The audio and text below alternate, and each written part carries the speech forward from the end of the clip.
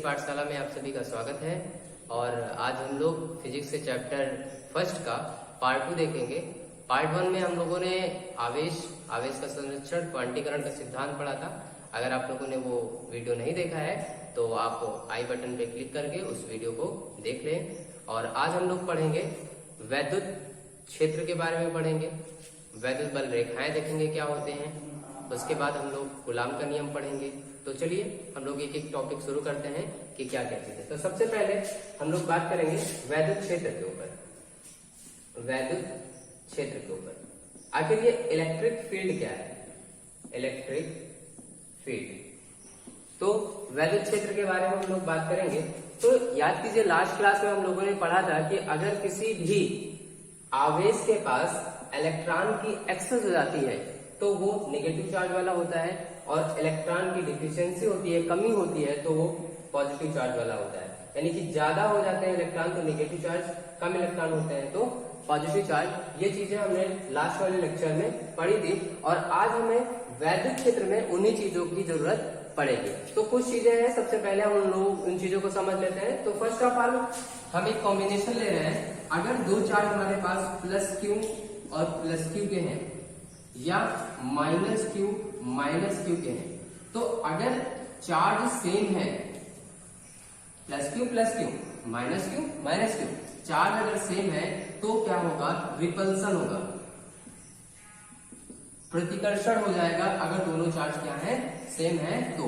और अगर किसी केस में चार्ज दोनों अपोजिट है, एक प्लस क्यू दूसरा माइनस क्यू या एक माइनस क्यू दूसरा प्लस क्यू, तो वहां पर आकर्षण होगा, यानी कि अट्रैक्शन हो जाएगा। ठीक है, तो ये क्लियर हो गया आपको कि चार्ज अगर सेम है तो रिपल्सन होगा, अगर अपोजिट है तो क्या हो जाएगा? अट्रैक्शन हो जाएगा। क्लियर है? तो अब हम लोग जरा वैद्युत क्षेत्र के ऊपर बात करेंगे कि वैद्युत क्षेत्र किस तरीके से काम करता है।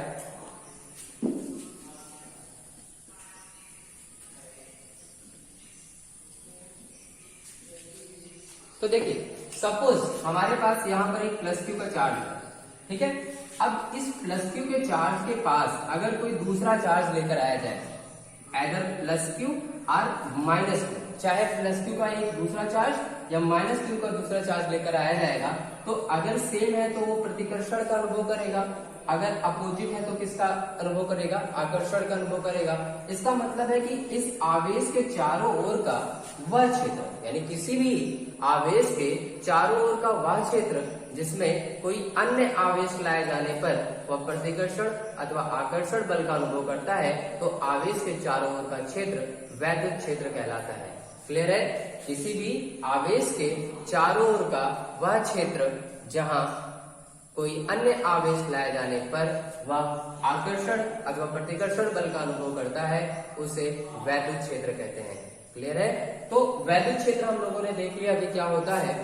अब वैद्युत क्षेत्र में खींची गई जो बल रेखाएं होती हैं उन्हें वैद्युत बल रेखाएं कहते हैं। और किस आवेश के लिए वैद्युत बल रेखाएं किस डायरेक्शन में जाएंगी उनको भी जरा हम लोग अब इस वीडियो में देखेंगे। तो सबसे पहले हम लोग एक चार्ज लेते हैं plus Q. Charge plus Q, अगर चार्ज प्लस क्यू है तो डेफिनेटली ये ग्रेटर देन 0 है, और अगर माइनस क्यू है तो ये क्या है? लेस देन 0 है। जब चार्ज ग्रेटर देन 0 होता है यानी प्लस होगा, जब ग्रेटर देन 0 होगा तो क्या होगा? ये पॉजिटिव होगा, और जब लेस देन 0 होगा तो चार्ज कैसा होगा? नेगेटिव होगा। जब पॉजिटिव चार्ज होगा तो जो वैद्युत बल रेखाएं हैं, वैद्युत बल रेखाएं, ये वैद्युत बल रेखाएं बाहर की तरफ जाएंगी। कहां जाएंगी? बाहर की तरफ जाएंगी, बाहर की ओर। अगर निगेटिव है तो ये जो वैद्युत बल रेखाएं होंगी वो अंदर की ओर जाएंगी। किधर जाएंगी? अंदर की ओर। यानी कि जब चार्ज 0 से बड़ा होगा दैट मीन पॉजिटिव होगा, तो वैद्युत बल रेखाएं जो भी होंगी वो बाहर की तरफ जाएंगी। और अगर चार्ज छोटा हो जाएगा 0 से नेगेटिव हो जाएगा तो वैद्युत बल रेखाएं कहाँ जाएंगी? अंदर की तरफ जाएंगी। तो हम लोग देखते हैं क्या हो रहा है इसमें। तो सपोज ये हमारा प्लस क्यू का चार्ज है, तो इस प्लस क्यू के चार्ज में जो वैद्युत बल रेखाएं यहाँ से निकलेंगी वो इस तरीके से ट्रेवल करेंगी, यानी बाहर की तरफ। आप यहाँ से देख सकते हैं इस आवेश के चारों तरफ बाहर की तरफ वैद्युत बल रेखाएं जा रही हैं। इसके लिए प्लस क्यू चार्ज के लिए अगर यहाँ पर माइनस क्यू चार्ज होता तो वैद्युत बल रेखाएं इसी -q चार्ज के लिए अंदर की तरफ आ रही थी। क्लियर है? तो हम लोगों ने देखा कि पॉजिटिव चार्ज अगर था तो वैद्युत बल रेखाएं बाहर की तरफ जा रही थी, और नेगेटिव चार्ज था तो बल रेखाएं किधर आ रही थी, अंदर की तरफ जा रही थी। तो ये जो डायरेक्शन का वर्क है, ये जो दिशा का कार्य हो रहा है यहाँ पर, ये डायरेक्शन का वर्क आपको सबसे ज्यादा काम में तब आएगा जब आप डेरिवेशन सॉल्व कर रहे होंगे या न्यूमेरिकल सॉल्व कर रहे होंगे, और न्यूमेरिकल में आपसे पूछ रहा होगा कि बताइए दिशा किधर होगी, किस तरफ बल लगेगा, किस तरफ वैद्युत क्षेत्र की दिशा क्या होगी। तो दिशा ज्ञात करने के लिए हमें पता होना चाहिए कि आवेशों की दिशा क्या होती है। तो हमें याद रखना पड़ेगा कि अगर +q चार्ज है तो बल रेखाएं बाहर की तरफ जाएंगी, माइनस चार्ज है तो बल रेखाएं अंदर की तरफ जाएंगी। तो आई होप आपको वैद्युत क्षेत्र और वैद्युत क्षेत्र की बल रेखाएं क्लियर हो गई होंगी। अब हम एक लेते हैं, इन दोनों को ऐड करके कि +q और -q की बल रेखाओं को एक साथ देखते हैं कि किस तरीके से होता है। तो ये हमारे पास +q का चार्ज हो गया, ठीक है, ये हमारे पास -q का चार्ज हो गया। अब इस -q के चार्ज पर तो बल रेखाएं अंदर की तरफ ही आएंगी, अंदर की तरफ आ रही है हमारे पास ये बल रेखाएं, ठीक है। अब +q के लिए क्या होगा, बाहर की तरफ जाएंगी, तो हम इसको बाहर की तरफ बना लेते हैं, ये बाहर की तरफ हो गया, ठीक है। अब यहाँ पर हम देखेंगे कि कुछ बल रेखाएं इससे चल करके कहां जा रही हैं, -q की तरफ ट्रेवल कर रही हैं। तो कुछ बल रेखाएं हैं वो +q से चल करके कहां पर जा रही हैं, माइनस की तरफ जा रही हैं। अब इन वैद्युत बल रेखाओं के कुछ खास गुण होते हैं, उनको भी देख लेते हैं। पहला खास गुण हमको दिख रहा है कि जो वैद्युत बल रेखाएं हैं वो धनात्मक आवेश से चलकर ऋणात्मक आवेश की ओर जाती हैं, ठीक है। दूसरी चीज, ये वैद्युत बल रेखाएं कभी भी एक दूसरे को काटती नहीं है, क्योंकि अगर ये वैद्युत बल रेखाएं एक दूसरे को कभी काटेंगी तो वहां पर दिशाएं दो हो जाएंगी, जो कि संभव नहीं है। क्लियर है? तो हम लोगों ने वैद्युत बल देख लिया, वैद्युत बल रेखाएं देख ली क्या होती हैं, किस तरीके से ट्रेवल करती हैं, वैद्युत क्षेत्र देख लिया हम लोगों ने, ठीक है। तो जो हमारा नेक्स्ट टॉपिक होगा, उस नेक्स्ट टॉपिक में हम लोग देखेंगे वैद्युत क्षेत्र की तीव्रता।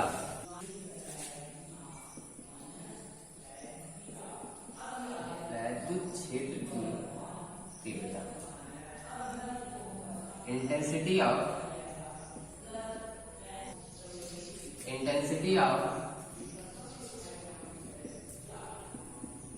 Electric field.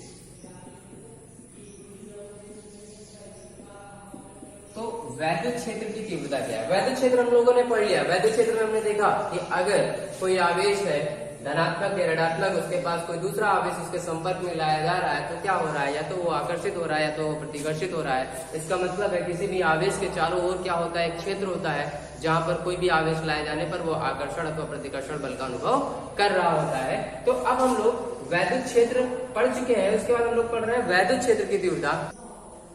तो इंटेंसिटी ऑफ इलेक्ट्रिक फील्ड में हम लोग देखेंगे वैद्युत क्षेत्र की तीव्रता को कैपिटल ई से रिप्रेजेंट करते हैं। हम एक सिंपल सा तरीका देखेंगे कि या फिर इसके डेफिनेशन को हम कैसे आसानी से लर्न कर सकते हैं। वैद्युत क्षेत्र की तीव्रता को कैपिटल ई से रिप्रेजेंट करेंगे और इसका जो फॉर्मूला बनेगा वो E = बनता है F/Q0।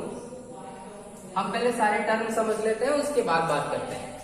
जो E है वो वैद्युत क्षेत्र की तीव्रता के लिए है, F जो है वो वैद्युत बल है, F क्या है, वैद्युत बल, और Q0 क्या है हमारा, परीक्षण आवेश। Q0 हमारा है परीक्षण आवेश, टेस्ट चार्ज, ठीक है। F हमने देखा वैद्युत बल है, Q0 हमारा क्या है, परीक्षण आवेश है। अब देखो डेफिनेशन बड़ी आसान हो जाएगी। ये हमारे पास कोई वैद्युत क्षेत्र था, ठीक है। अगर यहाँ पर कोई भी चार्ज रखा है, either +q और -q, कोई भी चार्ज रखा है, तो ये वैद्युत क्षेत्र हो गया हमारे पास। और इस वैद्युत क्षेत्र के अंदर अगर कोई परीक्षण आवेश यानी Q0 लाया जाएगा तो अभी हमने पढ़ा कि आकर्षण अथवा प्रतिकर्षण बल का वो अनुभव करेगा।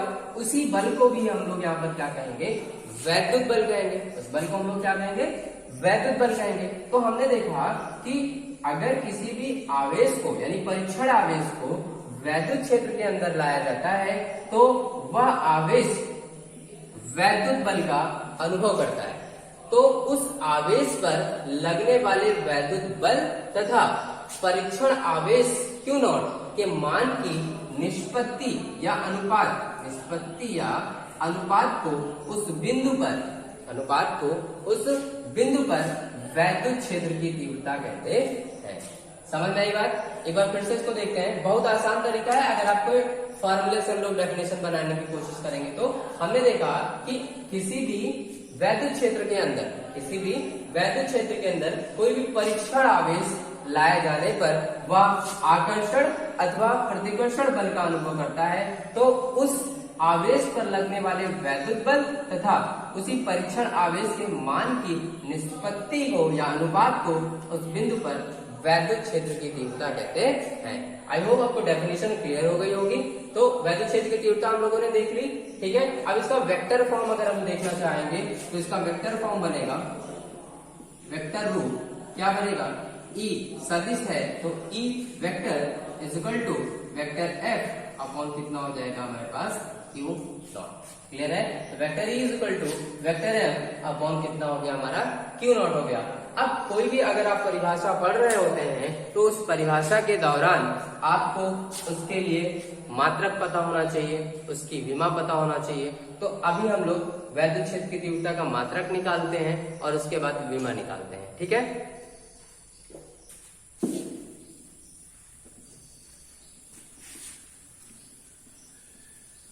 तो वैद्युत क्षेत्र की तीव्रता के लिए हमने फॉर्मूला लिखा था E is equal to F upon Q naught. तो देखिए F हमारा क्या था, बल था, वैद्युत बल था, तो बल हो गया। Q नॉट हमारा क्या था, आवेश था। तो याद कीजिए लास्ट वाली क्लास में आवेश का मात्रक हमने बताया था कि क्या होता है, कूलाम होता है, और बल का मात्रक आपको पता है न्यूटन होता है। तो मात्रक क्या हो गया, न्यूटन प्रति कूलाम। वैद्युत क्षेत्र की तीव्रता का मात्रक क्या होगा, न्यूटन प्रति कूलाम। क्लियर है? मात्रक पता चल गया। और जब आपको मात्रक पता चल जाता है तो विमा निकालना बहुत आसान हो जाता है। न्यूटन यानी बल, और बल की विमा आप सभी को पता होगी, ये होती है mlt-2। बल की विमा होती है mlt-2 अपॉन आवेश की विमा क्या होती है, at होती है। आवेश की विमा क्या होती है, at होती है। इसको सॉल्व कर लेंगे, इनको ऊपर ले जाएंगे तो m एज इट इज रहेगा, l भी एज इट इज रहेगा, t जो है -2 यहाँ पर है। अभी यहाँ पर पावर कितनी है, प्लस की 1 ऊपर जाएगी -1 हो जाएगी, तो -2 और -1 मिलके कितने हो जाएंगे, -3 हो जाएंगे। तो mlt-3 हो जाएगा और a ऊपर जाएगा तो क्या हो जाएगा, a-1। तो वैद्युत क्षेत्र की तीव्रता का मात्रक क्या हो गया, न्यूटन प्रति कूलाम। विमा क्या हो गई, mlt-3 a-1। क्लियर है? अभी जिनको पता नहीं है कि बल की विमा कैसे निकलेगी, आवेश की विमा कैसे निकलेगी, वो भी जरा देख लें। तो बल की विमा हम लोग निकाल रहे हैं, बल की। तो बल फोर्स इज इक्वल टू क्या होता है, मास इनटू एक्सीलरेशन, द्रव्यमान गुणे त्वरण। द्रव्यमान यानी मास की विमा क्या होती है, कैपिटल M। एक्सीलरेशन, अगर मान लीजिए किसी को एक्सीलरेशन की विमा भी नहीं पता है तो A इज इक्वल टू क्या होता है, v upon t, velocity upon time. तो वेलोसिटी की विमा कितनी होती है, मान लीजिए वेलोसिटी की भी नहीं पता है तो वेलोसिटी इज इक्वल टू होता है डिस्टेंस अपॉन टाइम, अपॉन कितना, टाइम। तो डिस्टेंस की तो सभी को पता है, लेंथ है, तो l हो गया। अब ये t यहाँ पर चला जाएगा तो t स्क्वायर हो जाता है, तो इसकी विमा आप यहाँ पर लिखिए t2, ऊपर जाएगी तो lt-2। तो हमको पता चल गया, यहाँ पर हमने रख दिया lt-2। एक साथ लिख लीजिए तो क्या आएगा, mlt-2। तो देखिए हमको पता चल गया बल की विमा कितनी है, mlt-2। उसके बाद मान लीजिए आवेश की विमा आपको नहीं पता है, तो आवेश के लिए क्या करेंगे आप, आवेश Q। और याद कीजिए हमने Q का फॉर्मूला पढ़ा था IT। एक और फॉर्मूला हमने पढ़ा था क्वांटीकरण के सिद्धांत का NE। तो ये IT और NE आपस में क्या होते हैं, इक्वल होते हैं। अभी हमें जरूरत इसकी है तो Q इक्वल टू हम क्या लेते हैं, IT। I क्या है, करंट, और करंट का लिए डायमेंशनल फॉर्मूला क्या होता है, A। टाइम के लिए क्या होता है, T। तो यहाँ पर क्या आएगा, AT। तो देखो हमने यहाँ पर AT रखा था और बल के लिए हमने यहाँ पर रखा था mlt-2। क्लियर है? तो हम लोगों ने वैद्युत क्षेत्र की तीव्रता देख ली, डेफिनेशन देख ली, उसकी मात्रक उसका देख लिया, उसकी विमा देख ली। तो आप ये फॉर्मूला लिख लीजिएगा, लर्न कर लीजिएगा। वेक्टर फॉर्म हमने इसका देखा था, आप वेक्टर फॉर्म भी लर्न कर लीजिए। नेक्स्ट जो है, नेक्स्ट टॉपिक हम लोग पढ़ेंगे, उस नेक्स्ट टॉपिक का नाम है कूलाम का नियम। तो अब हम लोग कूलाम का नियम पढ़ेंगे। चलिए कूलाम का नियम, कूलाम का नियम। कूलम्स इंग्लिश में कहते हैं कूलम्स फोर्स। तो कूलाम का नियम हम लोग देखेंगे किस तरीके से, बहुत आसान सा है, हम लोगों ने लगभग चीजें पहले से ही पढ़ ली है, बस तो थोड़ा सा इसको यूज कैसे करना वो देखना है। तो मान लीजिए कि हमने यहाँ पर एक पॉइंट ए लिया और इससे कुछ डिस्टेंस आर पर एक पॉइंट हमने बी कंसिडर किया। ये आर पॉइंट है, यहाँ पर हमने एक पॉइंट बी कंसिडर किया, ठीक है। ए पॉइंट में मान लीजिए चार्ज क्यू रखा है और बी पॉइंट पर चार्ज रखा है क्यू नॉट। तो अगर दो आवेश एक दूसरे के संपर्क में रखे हैं तो क्या होगा कि इन आवेशों के मध्य, अगर दो आवेश एक दूसरे से संपर्क में या कुछ दूरी पर रखे हैं तो इन आवेशों के मध्य एक वैद्युत बल कार्य करेगा, यानी कि वैद्युत बल जो होगा वो या तो आकर्षणात्मक होगा या फिर प्रतिकर्षण बल की तरह वो कार्य करेगा। तो जो वैद्युत बल कार्य करेगा वो दोनों आवेशों के मात्राओं के गुणनफल के अनुक्रमानुपाती होगा। क्या देखा हमने कि जो इनके बीच बल कार्य करने वाला है F, जो बल कार्य करेगा इनके आवेशों के मात्राओं के गुणनफल के अनुक्रमानुपाती होता है, यानी कि F proportional to Q naught. F जो है प्रोपोर्शनल होगा किसके, क्यू नॉट के प्रोपोर्शनल होगा। दूसरी चीज, जो इनके बीच के डिस्टेंस r है उनके बीच की जो दूरी है, तो ये जो लगने वाला बल है दूरी के वर्ग के व्युत्क्रमानुपाती होगा, यानी इनवर्सली प्रोपोर्शनल होगा डिस्टेंस के। तो F inversely proportional to r square. हमने पढ़ा F directly proportional to Q naught, F inversely proportional to r square. Clear है। अब इन दोनों को एक साथ लिखा जाए तो लिखेंगे F proportional to Q naught upon कितना r स्क्वायर। आपको पता है जब भी प्रोपोर्शनल का साइन हटता है तो कोई कांस्टेंट आता है, तो कांस्टेंट आएगा F इज इक्वल टू, मान लीजिए कांस्टेंट K डैश आया तो हो जाएगा क्यू नॉट अपॉन कितना r square. Via experiment K डैश की जो वैल्यू है वो होती है 1/4 pi epsilon naught K। K डैश की जो वैल्यू है वो 1/4 पाई एप्सिलॉन नॉट K, और इस पूरे को अगर आप सॉल्व करेंगे, इस पूरे एक्सप्रेशन को अगर आप सॉल्व करेंगे तो K डैश की जो वैल्यू होती है 9 × 10 की पावर कितनी होती है, 9 होती है। यानी कि हमारे पास फॉर्मूला बनेगा F is equals to 1/4 pi epsilon naught K into Q naught upon r square. तो ये हमारे पास एक रिलेशन हो गया है, ठीक है, फोर्स के लिए, कूलम्ब्स लॉ के लिए। चाहे अगर आप तो यहाँ पर Q के प्लेस पे चार्ज Q1 ले सकते हैं, Q नॉट के प्लेस पे चार्ज Q2 ले सकते हैं। अगर आप यहाँ पर चार्ज Q1 और यहाँ पर Q2 लेंगे तो यहाँ पर जो फोर्स का फॉर्मूला बन के आएगा, फोर्स का फॉर्मूला बनेगा 1/4 pi epsilon naught K into Q1 Q2 upon r square. Clear है। तो फोर्स का फॉर्मूला हम लोगों ने देख लिया, यानी जो कूलाम का नियम दिया था उसके बाद जो फॉर्मूला निकला है F is equals to 1/4 pi epsilon naught K Q naught upon r square, या फिर F is equal to 1/4 pi epsilon naught K Q1 Q2 upon कितना r स्क्वायर। अब यहाँ पर दो टर्म नए आ गए हैं, उनको देख लेते हैं। 4 पाई आप लोग जानते हैं, एप्सिलॉन नॉट एक नया टर्म आया है, एप्सिलॉन नॉट। दूसरा टर्म आया है K, ठीक है। तो हम देखते हैं कि एप्सिलॉन नॉट क्या है और K क्या है। K है माध्यम का परावैद्युतांक, माध्यम का परावैद्युतांक, ठीक है, डाइलेक्ट्रिक कांस्टेंट ऑफ मीडियम। और एप्सिलॉन नॉट क्या है, वायु या निर्वात की वैद्युतशीलता। तो एप्सिलॉन नॉट है वायु या निर्वात की वैद्युतशीलता और K है माध्यम का परावैद्युतांक।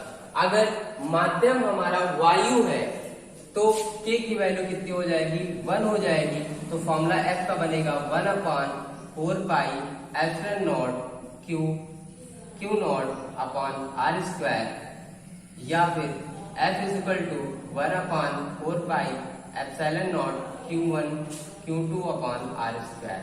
क्लियर है? आप जो भी चार्ज यहाँ पर नोटेशन लेंगे चार्ज का फॉर्मूला यहाँ पर वही बन के आ जाएगा।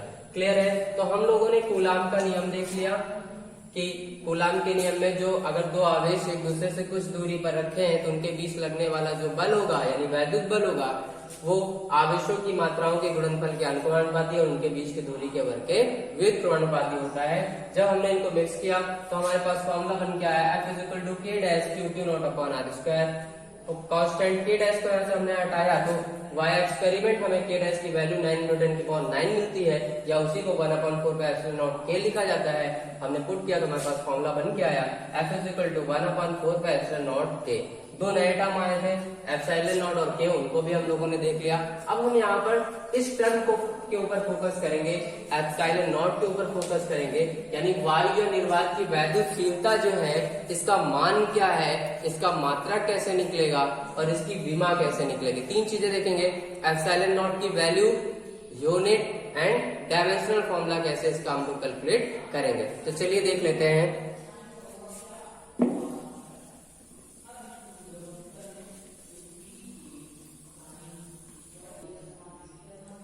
तो फॉर्मूला अभी हमने पढ़ा था F is equal to 1/4 epsilon naught K into Q1 Q2 upon R square. ठीक है, वायु निर्वात था तो K की वैल्यू 1 रख ली थी तो उसको हमने यहाँ से हटा दिया।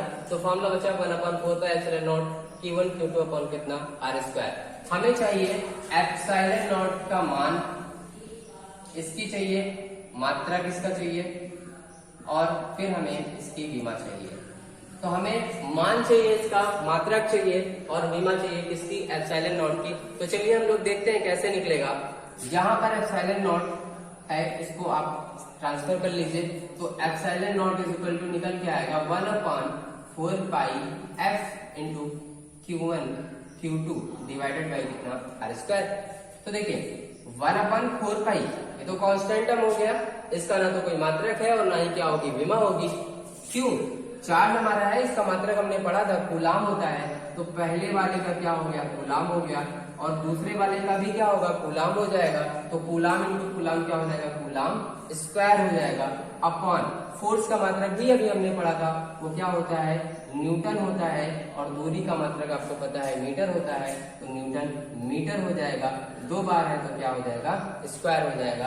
यानी एप्सिलॉन नॉट का मात्रक क्या बनेगा, कूलाम स्क्वायर पर न्यूटन मीटर स्क्वायर। क्या मात्रक बना, कूलाम स्क्वायर पर न्यूटन मीटर स्क्वायर। क्लियर है? तो मात्रक हम लोगों ने देख लिया एप्सिलॉन नॉट का। ठीक है, इसका मान रह गया है, मान देख लेते हैं। एप्सिलॉन नॉट की जो वैल्यू होती है वो होती है 8.85 इंटू 10 की पावर -12। कितनी होती है, 8.85 इंटू 10 की पावर -12। कुछ बुक्स में आपको 8.86 भी मिल सकता है। ठीक है, तो डजेंट मैटर, तो आपके पास है 8.85 इंटू 10 की पावर -12। अब मात्रक तो पता ही चल गया हमें क्या है, तो क्या हो जाएगा, कूलाम स्क्वायर पर न्यूटन मीटर स्क्वायर। क्लियर है? तो एक नंबर का क्वेश्चन आता है बोर्ड में कि एप्सिलॉन नॉट का मान बताइए या इसका मात्रक लिखिए या कभी आ जाता है इसकी विमा लिखिए। तो हमने मान देख लिया इसका कितना होता है एप्सिलॉन नॉट का 8.85 इंटू 10 की पावर -12। मात्रक कैसे निकालते हैं वो देख लिया हमने कि इसका मात्रक होगा कूलाम स्क्वायर पर न्यूटन मीटर स्क्वायर। यानी रटने की जरूरत नहीं है, अगर आपको कूलाम के नियम का फॉर्मूला पता है तो आप एप्सिलॉन नॉट का मात्रक निकाल सकते हैं। और अगर मात्रक पता है तो हम लोग क्या, विमा भी कैलकुलेट कर सकते हैं। तो अब हम लोग इसकी विमा निकालेंगे कि आखिर विमा कैसे निकलेगी। तो देखते हैं, यहाँ पर कूलाम है, कूलाम के लिए अभी हमने पढ़ा था कि क्या होता है, चार्ज के लिए 80 होता है। चार्ज के लिए डायमेंशनल फॉर्मूला 80 देखा था, तो 80 है तो 80 स्क्वायर हो जाएगा क्योंकि दो बार है। अपॉन फोर्स के लिए भी हम लोगों ने देख लिया है mlt -2 होता है, तो हमने mlt -2 रख दिया न्यूटन के प्लेस पे। लेंथ के लिए L होता है, जब अभी हम आपको विस्थापन बता रहे थे तो विस्थापन भी एक प्रकार से दूरी ही है, तो उसके लिए भी क्या होगा, L होगा। तो यहाँ पर हमारे पास L आ जाएगा, तो ये कितना हो जाएगा, L2 हो जाएगा क्योंकि यहाँ पर स्क्वायर लगा है। अब इसको हम सॉल्व कर लेते हैं। देखिए m ऊपर जाएगा, अभी 1 है तो कितना हो जाएगा, m -1। एल देखिए 2 बार यहाँ पर है, 1 बार यहाँ पर, तो टोटल कितने बार हो गया, 3 टाइम हो गया। ऊपर जाएगा तो माइनस का हो जाएगा, तो एल माइनस 3 हो जाएगा। टी को देखते हैं आप, टी यहाँ पर -2 है, तो T2 ऊपर ऑलरेडी है, तो कितना हो जाएगा, T -2 कितना हो जाएगा, -4 हो जाएगा। तो देखिए हम लोगों ने M लिख लिया है, L लिख लिया है, T लिख लिया है, A बचा है, तो A भी लिख लीजिए। तो हमारे पास बन गई विमा, इसकी एप्सिलॉन नॉट यानी वायु या निर्वात की वैद्युतशीलता की विमा बनी है M-1, L-3, T-4, A। Clear है? तो आज हम लोगों ने वैद्युत आवेश तथा क्षेत्र के पार्ट 2 के चैप्टर में पढ़ लिया है, कूलाम का नियम देख लिया है, वैद्युत क्षेत्र देख लिया है, वैद्युत क्षेत्र की तीव्रता देख ली है, वैद्युत क्षेत्र की दिशाएं किस तरीके से होती है वो देख लिए हैं। तो एप्सिलॉन नॉट का मान, विमा, मात्रक आप लोग लर्न कर लीजिए, बाकी जितना भी है उसको भी आप लोग देख लीजिए। तो नेक्स्ट वीडियो में हम लोग आगे आने वाले टॉपिक्स को पढ़ेंगे। अगर आपको ये वीडियो पसंद आई है तो आप इस वीडियो को लाइक करें, ज्यादा से ज्यादा शेयर करें, और अगर आप हमारे चैनल पर नए आए हैं तो सब्सक्राइब करें, और सब्सक्राइब करने के बाद बेल आइकन को दबाना ना भूलें। धन्यवाद।